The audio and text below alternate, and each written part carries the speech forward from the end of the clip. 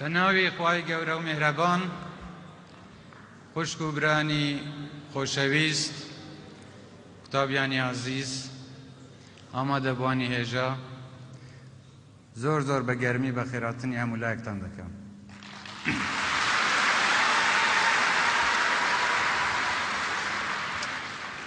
خۆم بە بەختەوە دەزانم کە ئێمڕۆ لەگەڵێوە ئامادە دەبین بۆ ئەوەی ئێستا باسی قۆناغێکی تری خەباتی کە لە پێشمانە بکەین و باسی ئەو هەڵبژاردنانە بکەین کە دێنە پێشەوە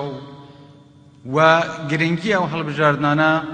لەسەر بارودۆخی ئێمڕۆی کوردستان و ناوچەکە بە شێوەیەکی گشتی. پێشەوەی چینە سەر ئەو بابەتانە من ئەمەوێ سەرخۆشی خۆم ڕابگەینم بە کەس و کاری ئەو شەهیدانەی کە دوێنێ لە ناوچەی باشیک بوونەتە قوربانی کارێکی تێرۆریستی و بەداخەوە یەکێک لە کاندیدەکانی پارتیمان شەهید بوو لەگەڵ ژمارەیەکی تر و زۆریش بریندار بوون. هیوادارم جێگەیان بەهەشتی بەرین بێت و خوا سێبۆری بنەماڵە و کەس و کاری هەمویان بداتەوە و خوای گەورە شیفای ئەو بریندارانەش بداتەوە. هەروەها ئێمڕۆ یادی کارەساتی بردومانکردنی شاری قەلادزەیە کە لە ساڵی 1974 ژمارەیەکی زۆر لە خەڵکی ئەو شارە بەتایبەتی ئەو قوتابیانەی کە لە زانکۆی سلەیمانی لە قەلادزێ دەیان خوێن بوونە قوربانی و شەهید بوون. ئێمڕۆ یادی ئەو کارەساتە ئەکەینەوە و دڵنیایان دەکەینەوە کە ئێمە بەردەوامین لەسەر ڕەوتی خەباتی ئەو کەسانەی کە خوێنی خۆیان لە پێناو کورد و کوردستاندا بەخت کرد و بەردەوام ئەبین تاکو نەگەینە لووتکەی سەرکەوتنیش ناوەستین.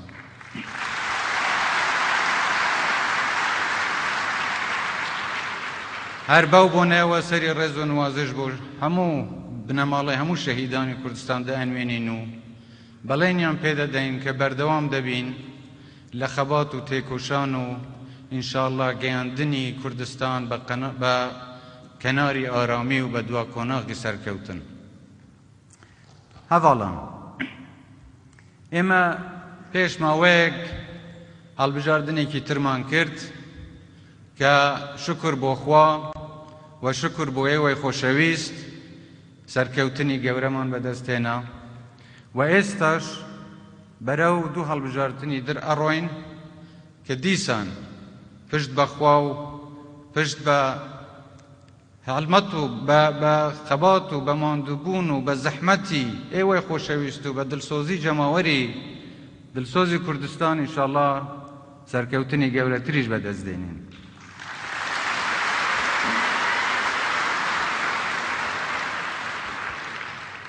بارودۆخی ئێستای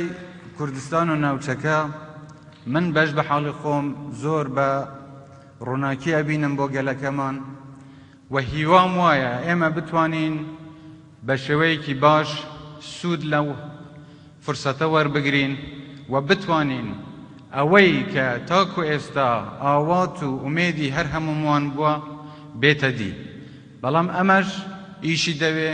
هەڵمەتی دەوێ، زەحمەتی دەوێ، ماندووبوونی دەوێ و ئەم هەڵبژاردنانە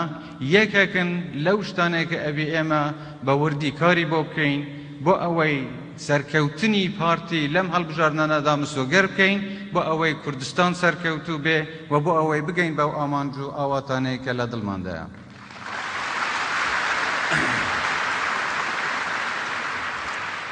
خوشک و بران، ئێمە هەڵبژاردنی ئەنجومەنی نوێنەرانی عێراقمان لە پێشە کە پارتی بە ژمارەی 213 لەو هەڵبژاردنەدا بەشداری دەکا و حەزەکەم ئاماژەوە بەوە بکەم کە ئەو هەواڵانەی دەستنیشان کراون لەلایەن پارتیەوە بۆ ئەوەی بچن لە ئەنجومەنی نوێنەرانی عێراق نوێنەرایەتی ئێوەی خۆشەویست بکەن ئەو کەسانن کە پارتی بڕوای پیانە بە توانای ئەوانە و دڵنیام بە دڵسۆزی و بە هەموو توانای خۆیان داکۆکیکەرێکی ڕاستەقینەی مافی ڕەوای گەلەکەمان دەبن و نوێنەری ڕاستەقینەی دەنگەکانی ئێوە دەبن.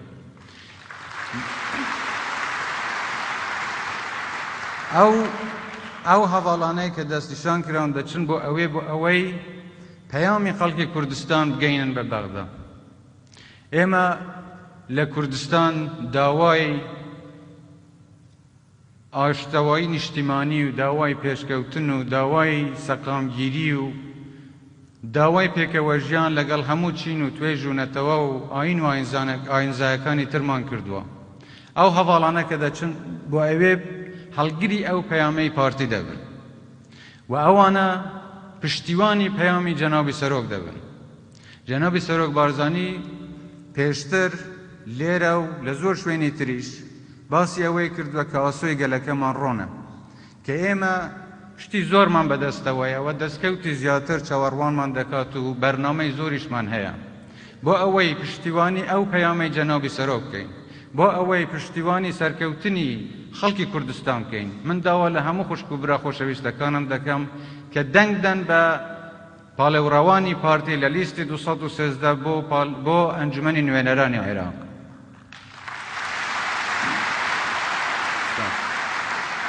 خوشک و بران، لە هەمان کاتدا هەڵبژاردننی ئەنجومەنی پارێزگاکانی هەرێمی کوردستانیشمان لە پێشە. ئەم هەڵبژاردنە تەواوکەری هەڵبژاردنەکانی پێشووتری پەرلەمانی کوردستانە. ئێمە ڕاستە بە پشتیوانی خوا و پشتبەستن بە دەنگەکانی ئێوە توانیمان سەرکەوتنێکی گەورە بۆ پارتی بەدەستبێنین، بەڵام ئومێدمان وایە لەم هەڵبژاردنانەشدا بۆ ئەنجومەنی پارێزگاکان بتوانین دەنگی زیاتریش بۆ پارتی بەدەستبێنین بۆ ئەوەی نوێنەرەکانمان لە ئەنجومەنی پارێزگاکان بتوانن تەواوکەری بەرنامەی پارتی بن لە جێبەجێکردنی ئەو بەرنامە و ئەجەندە و بەڵێنانەی کە پێشتر بە ئێوە دراوە.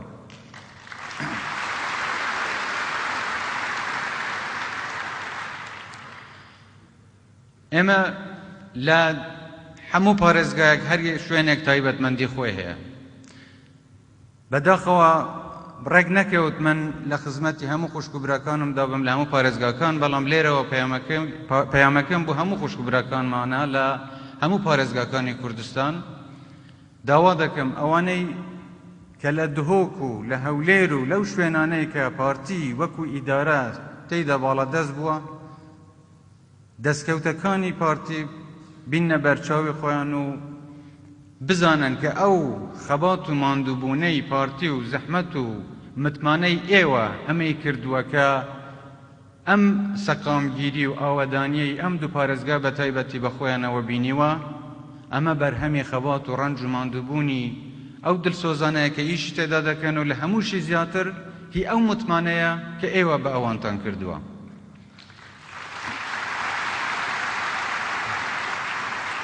لە هەمان کاتدا پارێزگای سلەیمانی وەکو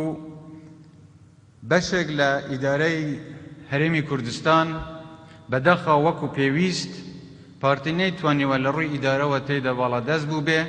و ئەم کەم تەرخەمیانەی کە هەش بوون لە گەیاندنی خزمەتگوزاری و لە گەیاندنی ئەو پەیامەی کە پارتی دەیەوێ، هیوادارین خوشک و براکانمان لە پارێزگای سلەیمانی و لە شارە خۆشەویستەکەی سلەیمانی بتوانن ئەم جارە زیاتر متمانە بە نوێنەرانی پارتی بکەن و دەنگ بە نوێنەرانی پارتی بدەن بۆ ئەوەی ئەوانیش بتوانن زیاتر لە خزمەتی هاوڵاتیانی خۆشەویستی ئەو شار و ئەو پارێزگا خۆشەویستەدا بن.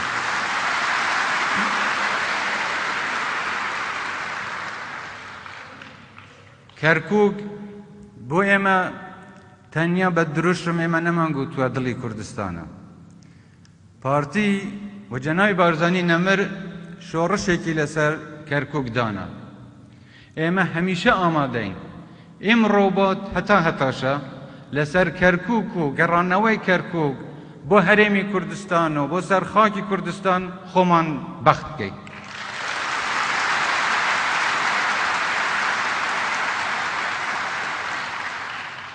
و داواکارم هەموو ئەو خوشکبرانەی کە گویان لە ئێمە و ئەمان بینن بڕوا متمانە بە بەرنامەی پارتی بکەن. پارتی بەردەوام دەبێ و بە هیچ شێوەیەک مساومە لەسەر هیچ بستێک لە خاکی کوردستان ناکە و هەموو هەوڵێکیش دەدات بۆ گەڕانەوەی کەرکووک و خانەقین و شنگار و هەموو ئەو ناوچانەی کوردستانی دەرەوەی ئیدارەی هەرێمی کوردستان بۆ ئەوەی هەمویان بگەڕێنەوە و هەمومان پێکەوە لەژێر یەک ئاڵا و لەسەر یەک خاک دەبژین. ئەمەش هەر وەک باسم کرد متمانەی ئێوەی دەوێت، متمانەی ئەو دەنگدەرە خۆشەویستانەی دەوێت کە ئەتوانن یارمەتیمان بدەن بۆ دەرچواندنی کاندیدەکانی پارتی بۆ ئەنجومەنی پارێزگاکان و هەروەها بۆ ئەنجومەنی نوێنەرانی عێراق بۆ گەیاندنی ئەو پەیامەوە بۆ جێبەجێکردنی ئەو بەرنامە و ئەو ئەجەندای کە پارتی هەیەی.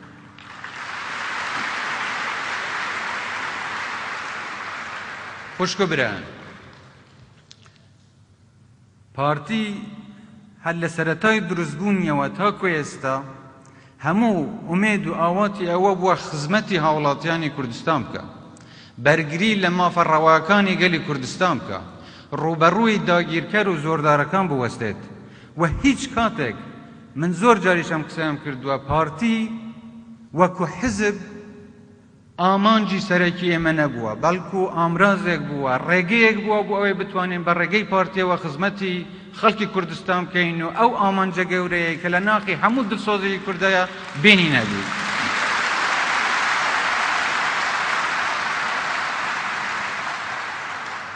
دڵخۆشین ئێمڕۆ کە دەبینین پەیامی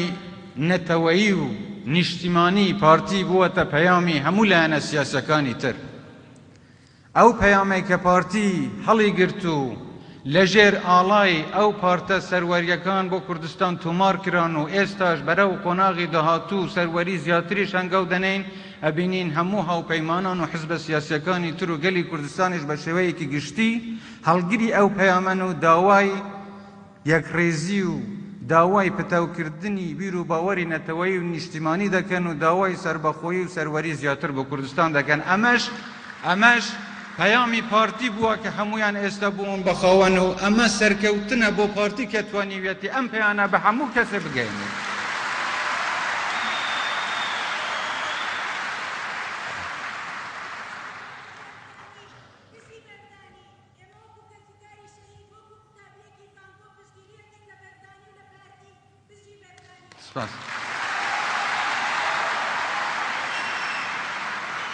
پارتی لە هەموو قۆناغی خەباتی خۆیدا داهێنەر بووە، خەباتکەر بووە، تێکۆشەر بووە. سەیری خەباتی چەکداری بکەین، سەیری ئەو کاتانە بکەین کە پێویست بووە خەباتێکی سیاسی بکرێ و سەیری ئەو کاتانە بکەین کە پارتی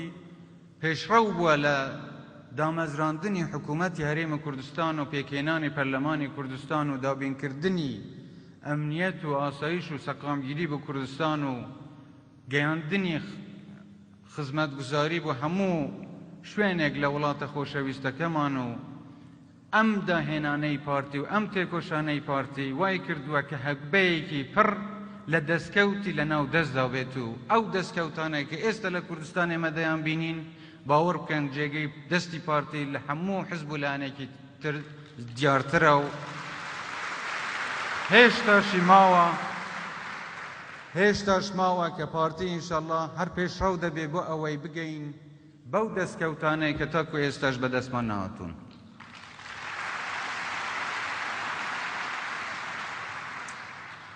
ئێمە خۆشحاڵین کە دەبینین لە زۆر قۆناغی خەباتدا پارتی بەتەنیا کە ئەمایەوە قەت وازی لە خەبات نەهێنا، لەوانە شێوازی خەباتی گۆڕابێ لە شوێنێک بۆ شوێنێکی تر یان لە شێوازێک بۆ شێوازێکی تر، بەڵام قەت پارتی کۆڵی نەداوە لەوەی کە بەردەوام بێت لە خەباتی خۆی. و لەو وەختە پارتی تاکو ئێستا ئەو هەموو دەستکەوتانەی کە هاتوونەتە دەست یان ئەو شتانەیە کە کۆی کردوتەوە وەکو بارێکی گران لەسەر کۆڵی خۆی داناوە و گەیاندوتە ئەم قۆناغا، ئێستا شکر بۆ خوا ئەبینین کە پارتی ئامادەیە لە دابەشکردنی ئەو دەستکەوتانەی کە بە خەبات و ماندووبوونی دڵسۆزانی ئەم حزب و ئەم پارتە بەدەست هاتوون، لە دابەشکردنی ئەو دەستکەوتانە ئامادەیە لەگەڵ هاوپەیمانەکانی تری خۆی لەگەڵ لایەنەکانی تریشی دابەش بکات و هەموو لایەک بەشدار بکە لە حکوومەتێکی هاوبەش کە هی هەمومان بێت و هەموو کوردێکی ئەم وڵاتە هەموو کوردستانیەکی ئەم وڵاتە پێی دڵخۆش بێت و بە حکوومەتی خۆشی بزانێت.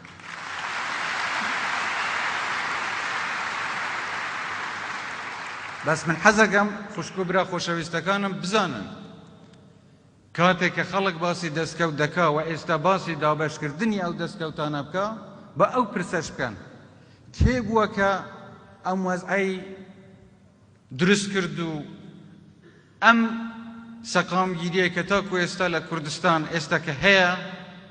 کێ بووە ئەمەی دروست کردووە کێ بووە ئەوانەی کە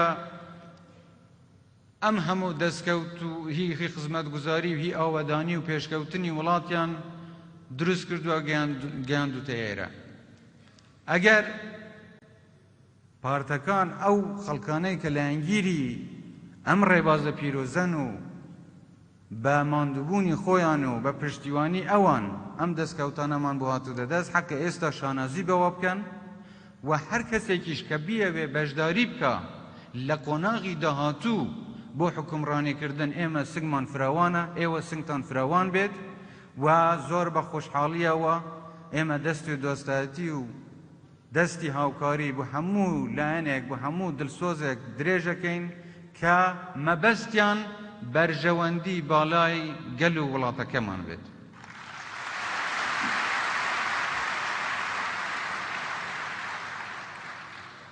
لە دیموکراسی ڕاستەقینەدا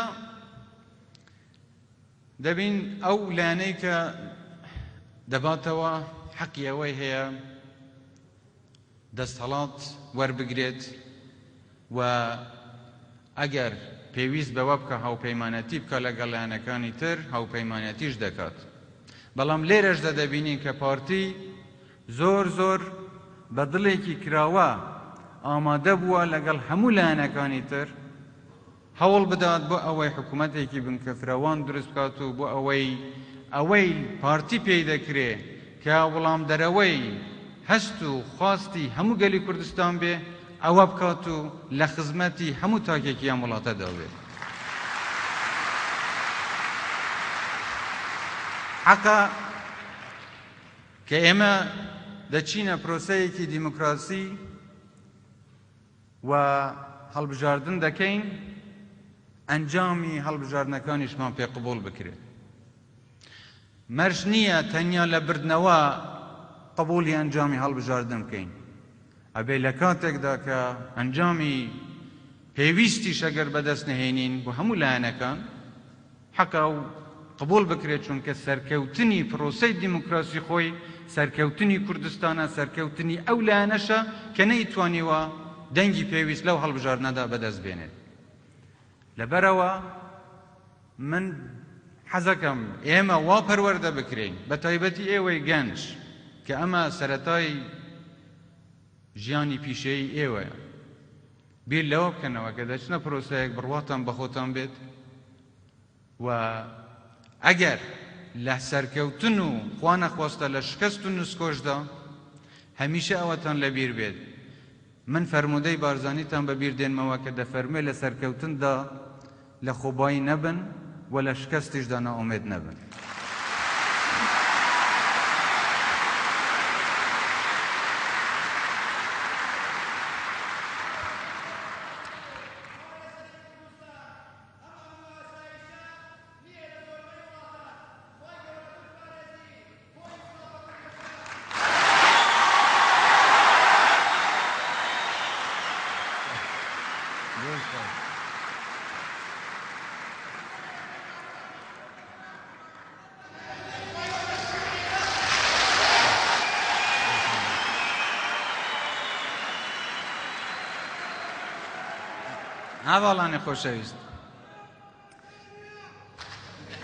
ئاواڵانی خۆشەویست ئێمە بەڕاستی تەنیا مەسەلەکە بانگەشە نییە بۆ هەڵبژاردن. هەندێک ڕاستی هەن کە ئێمە بێ دانی پێدا بنین و لە بەرچاومان بێ بۆ ئەوەی لە قۆناغی داهاتووی ژیانی خۆماندا ئەو بڕیارە بدەین کە لە بەرژەوەندی هەموو تاکێکی ئەم وڵاتەدا لە بەرژەوەندی گشتی وڵاتەکەشماندا. ئێمە ئەزانین ئەو دەستکەوتانەی کە تاکو ئێستا هاتوونەتە دی لەوانەیە لە ئاست خواست و ویستی هەموو هاوڵاتیەکی کوردستاندا نەبن، بەڵام ئەو ئاستەنگ و زەحمەت و ئەو ڕێگریانەش کە لەسەر ڕێگەی بەدەستهێنانی ئەو دەستکەوتانە بوونەوەنەش کەم نەبوو. ئێمە تووشی زۆر گرفت بووین، ڕوبەڕووی زۆر تەحەدای زۆر لایەن ناوخۆیی و دەرەکی بووین کە نەمانتوانی وەکو پێویست لە ئاست خزمەتی هاوڵاتیاندا دەربچین. بەڵام مەبەست ئەوە نەبووە کە نەمانویستووە، مەبەست ئەوەیە کە ئێمە ئەوەی توانیمانە کردومانە و لەمە و دووەش قۆناغی خەبات بۆ خزمەتکردنی هاوڵاتیانی کوردستان ئاسانتر دەبێت و زیاتر دەکرێت خزمەتی ئەو هاوڵاتیانە بکرێت. لەبەرەوە بۆ تەواوکردنی ئەو پەیامەی پارتی، بۆ گەیشتن بە ئەنجام کە پارتی لە سەرەتاوە هەوڵی بۆی داوە، دیسان پارتی پێویستی بە متمانەی ئێوەیە، دیسان پارتی پێویستی بە دەنگی ئێوەیە کە ئێوەش بتوانن لایەنێک هەڵبژێرن لە ئاست متمانەی ئێوەدا بێت. ئێمە ئەو وەختە ئەتوانین سەربەرز بین کە سەیری ڕابردوو کۆمانەکەین و سەیرەکەین ئێمە چەند لەکوێ بووین بەرەو کوێ هاتوین و دائیم یعنی بەردەوام ئێمە بەرەو پێشکەوتن و بەرەو سەرکەوتن هەنگاو بنین. ئەو وەختە ئێمە دەتوانین بڵێن ئێمە لە ژیانی خۆماندا سەرکەوتوو بووین. خزمەتگوزاری بۆ هاوڵاتی ئەرکە. کەسێک کە دێت حکوومەت وەردەگرێ یان کەسێک کە دێ ئیدارە وەردەگرێ ئەبێ بزانێ یەکەم ئەرکی سەرشانی ئەمانە ئەوەیە خزمەتی تاکتاکی هاوڵاتیان یان وڵاتە بکات.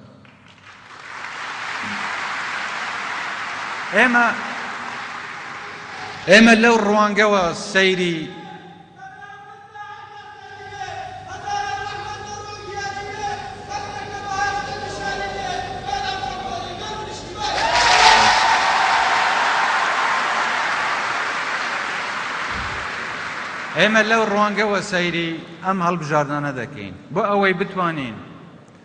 بتوانین ئەو کەسانە بنێرین خزمەتی ئێوە بکەن کە توانای خزمەتکردنی ئێوەیان هەبێت. ئێمە ئەمانەوێت هەواڵان خزمەتکردن بە هاوڵاتی هەروە گوتم ئەرکە. هیوادارم حکوومەتی داهاتووی هەرێمی کوردستان و ئەو هەواڵ و خۆشەویستانەی کە ئەچن و ئەرکە بینن لەم حکوومەتە ئەوەیان لە بەرچاو بێت کە لە هەر کۆمەڵگەیەکی پێشکەوتوو ئەبێت بڕیاردەری کۆتایی، بڕیاردەری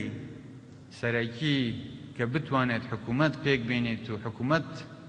وەلا بنێت هاوڵاتیە. هەبوونی هاوڵاتی، بڕوابوونی هاوڵاتی بە خودی خۆی هەموو تاکێک لەم وڵاتە هەر کاتە ئێمە گەیشتینە ئەو ئاستە کە هەموو تاکێکی ئەم وڵاتە بزانێت بوونی هەیە و بزانێت لەم وڵاتە خاوەنی وڵاتەکەی خۆیەتی، خاوەنی دەنگی خۆیەتی، خاوەنی ئەو بڕیارەیە کە ئەتوانێت حزبێک بێنێتە سەر حکوم و حزبێک لە حکوومەت لا بداتن. ئەو هاوڵاتی هەر کاتێک گەیشت ئێمە وەکو کۆمەڵگەی ئەم وڵاتە گەیشتینە ئەو مستەوە ئەو وەختە دەتوانین شانازی بە خۆمان بکەین و بڵێن ئێمە وڵاتێکی پێشکەوتووین.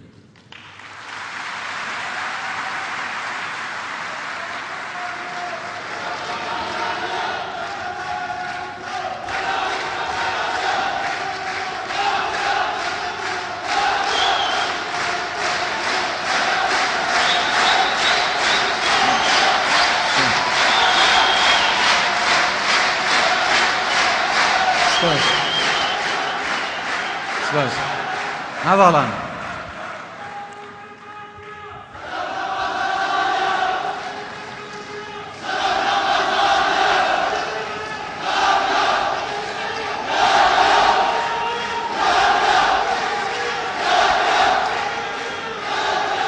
سپاس. هەواڵان مەبەست لەم قسانە ئەوەیە ئێمە دەمانەوێ بە تایبەتی لە ڕووی ئیدارەکردن و حکومڕانیکردندا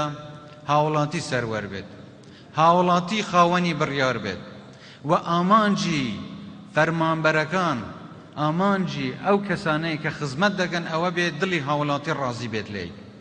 بۆیەش پێمان وایە لە بەرنامەی پارتیدایە کە ئێمە بتوانین ئەو ئەرکە جێبەجێ بکەین. ئەو هاوڵاتێکی ئەوێ بچێت بۆ ئەوەی ئیشێکی هەیە لە فەرمانگەیەکی حکومی ئیشەکەی بڕوان.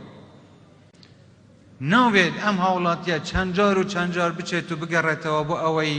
ئیشەکەی دوا ئەخرێت و یانیش لەوانەیە فەرمانبەرەکە وەکو پێویست ڕێزیش لە هاوڵاتیە نەگرێت.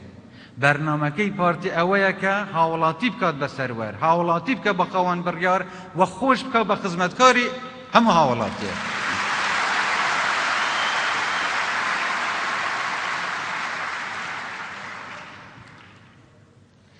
ئەزانین کەم و کورتی هەبووە، بەڵام ئێمە لەوە ناترسین کە دان بە کەم و کورتیەکاندا بنین و بڵین ڕاستە ئێمە قۆناغێکی درێژمان بڕیوە، بەڵام قۆناغێکی زۆر درێژتریش لەوانە لە پێشمان بێت بۆ ئەوەی بتوانین هەم خۆمان پێ بگەینین، هەم بتوانین باشتر خزمەتی گەل و وڵاتەکەمان بکەین. و هیوادارم لە حکوومەتی داهاتوو پێداچوونەوەیەکی جددی بە چارەسەرکردنی ئەو کەم و کورتیانەش هەبێت و ئەو پێداچوونەوە بۆ ئەوە بێتن کە بتوانین پێکەوە حکوومەت و هاوڵاتی پێکەوە بتوانن لە ڕوبەڕووبوونەوەی ئەو تەحەدیاتانەیە کە دێنە پێشمان بە سەربەرزی و بە سەرکەوتووی سەرکەوین ئینشاءالله.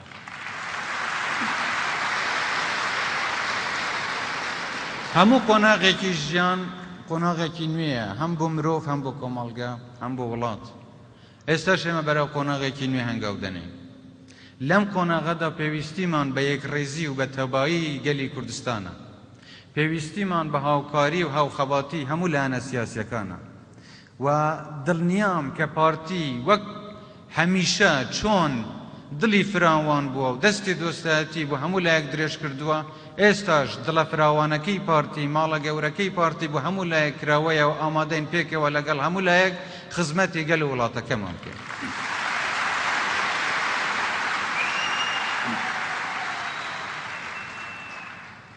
خوشکە بران، ئێوەی قوتابی من بیستم کە زۆر لە ئێوە تەخەڕوجشتان کردووە بە بۆنەیە پیرۆزبایەکی گەرمی ئێوە دەکەم و هیوادارم لە هەموو قۆناغەکانی ژیانی خۆشتان سەرکەوتوو بن.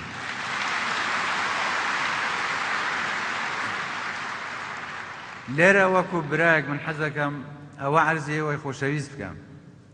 کە یەکەم هەنگاوی سەرکەوتن لە بڕوا بەخۆبوونەوە دەست پێ دەکە، لە ناخی خودی مرۆڤەوە دەست پێ دەکە. ئەگەر بڕوات بە سەرکەوتن هەبێ سەرەکەوی. لەبەرەوە پێم خۆشە چ لە ژیانی ڕۆژانەی خۆتان، چ لە خەباتکردن لە پێناو بەرنامەیەکی سیاسی و ئێستا ئێوەی خۆشەویست کە بۆ پارتی هەوڵەدەن، بڕواتان بەم ئەمە هەبێت کە پارتی سەرەکەوێت، چونکە بە بڕواکردن بە سەرکەوتن و بەو دڵسۆزیایی کە ئێوە هەتانە بۆ حزبەکەتان و بەو ئومێدەی کە هەتانە بە ئایندەتان، من دڵنیام کە پارتی سەردەکەوێت و لە پێناو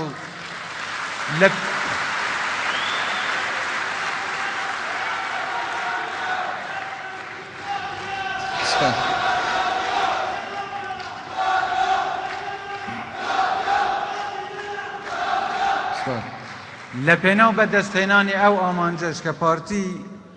وەکو بیر و باوەڕ پێی هەیەی و ئێوە بڕواتان بەو پارتە هەیە، بڕواتان قایم بێت و دڵنیا بن لەوەی کە هەر کاتێ ئێوە بڕواتان بە سەرکەوتنی خۆتان، بە سەرکەوتنی وڵاتەکەتان، بە سەربەخۆی کوردستانیش هەبوو، بزانن ئەو وەختە ئێمە سەرەکەوین و سەربەخۆی خۆشمان وەرەگرین.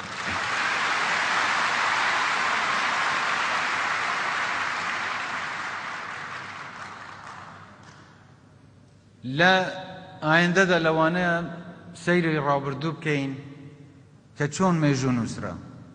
چۆن مێژوو دروست بوو. بەڵام ئێستا ئێمە لە قۆناغێک داین کە مێژوویەک بۆ ئایندە دروست دەکەین. ئێوە دەتوانن ئەو مێژووە ئیمڕۆ دروستکەن، ئێوە دەتوانن ئەو بڕیارەیە کە ئیمڕۆ دەدەن، ئەو هەڵبژارنانەیە کە دێنە پێش ئێمە، قۆناغێکی گرنگی ژیانی سیاسی ئیمڕۆی کوردستانە. بڕیاری ئێوە دەتوانن مێژوو تومار بکە بۆ سبەی بۆ ئایندەی کوردستان. هیوادارم بڕیارێکی دروست بدەن بۆ ئەوەی مێژوەیەکی پاک ئێمە بنووسین بۆ ئەوەی ئایندەیەکی گەشتر بۆ کوردستان لە بەرچاومان بێت و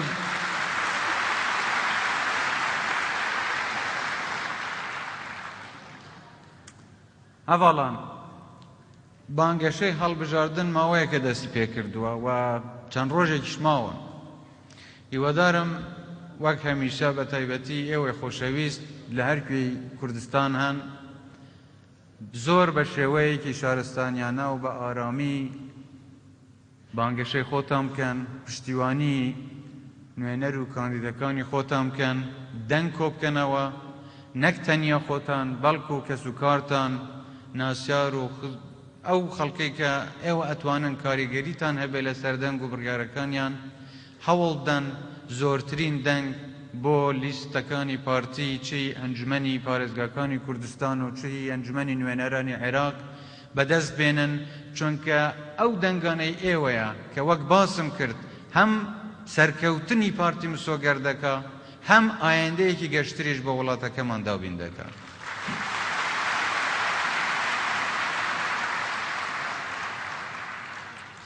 من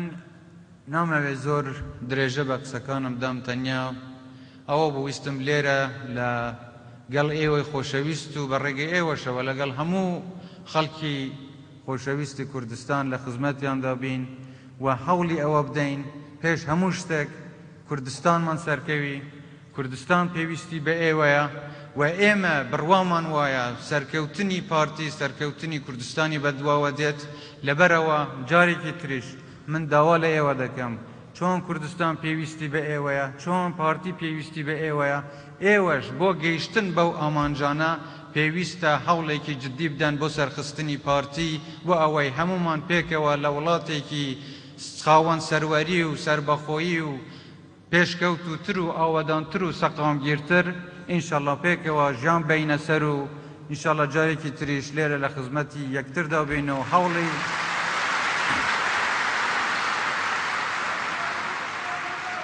بەردەوام بین.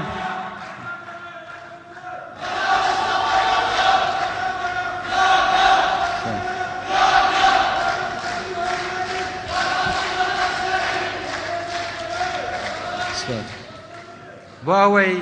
بەردەوام بین لە پێشکەوتن، بەردەوام بین لە سەرکەوتن، بەردەوام بین لە ڕێزگرتن لە یەکتر و پەیامی من بۆ هەموو ئەو خوشک و برا خۆشەویستانەی تریش کە پارتی نین بەڵام ئەبینن لە ژێر سایەی دەستهەڵاتی پارتی کوردستان بە چ ڕۆژە گەیشتووە، بیر لەوە بکەنەوە کە ئەگەر ئەیانەوێ پێکەوە ژیان زیاتر هەبێت، سەقامگیری زیاتر لە کوردستان هەبێت، پێشکەوتنی ئابووری زیاتر لە کوردستان هەبێت،